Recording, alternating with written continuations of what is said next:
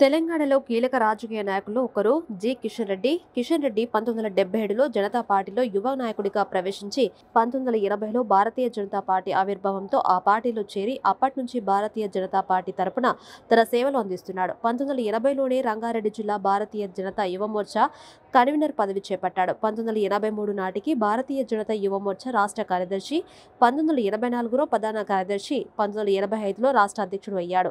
1992లో భారతీయ జనతా యువమోర్చా జాతీయ కార్యదర్శి, 1992లో ఉపాధ్యక్ష పదవి, 1994లో యువమోర్చా ప్రధాన కార్యదర్శి పదవులను పొందినాడు.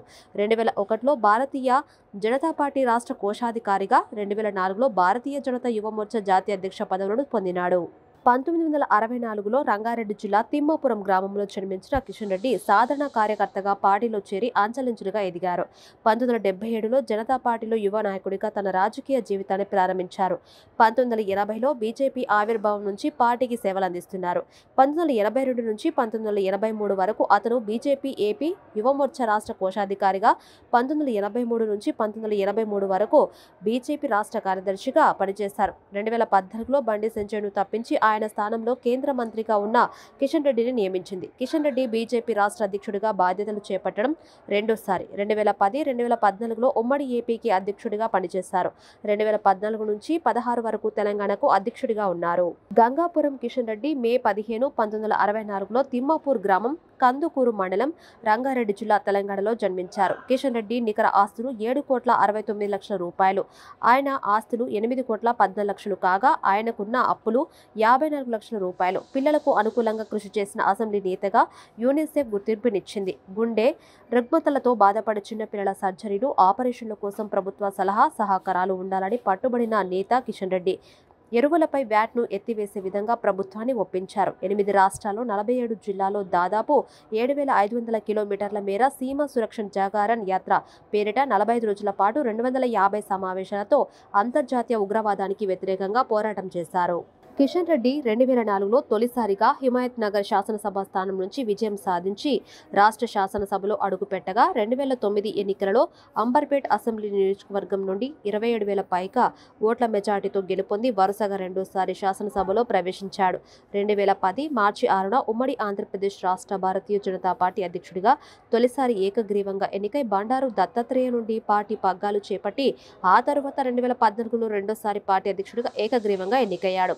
ఆయన 2014 ఎన్నికలలో అంబర్పేట్ శాసనసభ నియోజకవర్గం నుండి 62,598 ఓట్ల మెజార్టీతో వరుసగా మూడోసారి శాసనసభకు ఎన్నికై 2016 నుండి 2018 వరకు బీజేపీ శాసనసభాపక్ష నేతగా పనిచేశాడు. కిషన్ రెడ్డి 2012 జనవరి 19న మహబూబ్ నగర్ జిల్లా కృష్ణా గ్రామం నుంచి 22 రోజుల పాటు తెలంగాణలో పోరు యాత్ర చేపట్టారు. 2016 నుంచి 2018 వరకు తెలంగాణ శాసనసభాపక్ష నేతగా ఉన్నారు. 2019 లోక్సభ ఎన్నికల్లో సికింద్రాబాద్ ఎంపీగా గెలిచి కేంద్ర హోంశాఖ సహాయ మంత్రిగా పనిచేశారు. 2021 నుంచి కేంద్ర పర్యాటక శాఖ మంత్రిగా బాధ్యతలు కొనసాగిస్తున్నారు. కిషన్ రెడ్డి 2018లో ఎమ్మెల్యేగా పోటీ చేసి టీఆర్ఎస్ అభ్యర్థి కాలేరు వెంకటేష్ చేతిలో ఓటమి చెందాడు.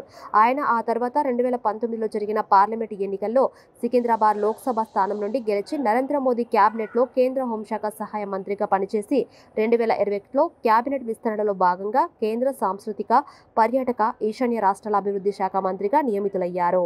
తెలంగాణ రాష్ట్ర సాధన లక్ష్యంగా భారతీయ జనతా పార్టీ తరపున కిషన్ రెడ్డి మహబూబ్ నగర్ జిల్లా మాగనూరు మండలం కృష్ణా గ్రామం నుంచి జనవరి 19, 2012న భారతీయ జనతా పార్టీ పోరు యాత్ర ప్రారంభించారు. ఈ యాత్ర 22 రోజుల పాటు తెలంగాణ జిల్లాలో కొనసాగింది.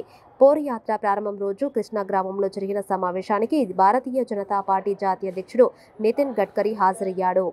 అంతర్జాతీయ ఉగ్రవాదానికి వ్యతిరేకంగా ఆయన పోరాటం చేస్తున్నారు. అంతేకాదు శాసన చట్టాలు పిల్లలకు అనుకూలంగా ఉండాలని ఆయన అభిలాష. తిమ్మాపూర్ అనే చిన్న గ్రామంలో కిషన్ రెడ్డి జన్మించారు. జాతీయ స్థాయిలో నేతగా ఎదిగారు. 11 ఏళ్ల వయసులోనే తాను చదువుకున్న ఉన్నత పాఠశాల ప్రెసిడెంట్గా గెలుపొందారు. అంటే విద్యార్థిగా ఉన్నప్పుడే రాజకీయ ప్రవేశం చేశారని చెప్పుకోవచ్చు. ఇక కళాశాలలో చదివే రోజుల్లో ఎన్నో అవగాహన సదస్సులను నిర్వహించాడేమో, పాలు పంచుకోవడమో చేసేవారు. ముఖ్యంగా ఉగ్రవాదాన్ని ముప్పు పెట్టేందుకు రకరకాల అవగాహన సదస్సులు నిర్వహించేవారు.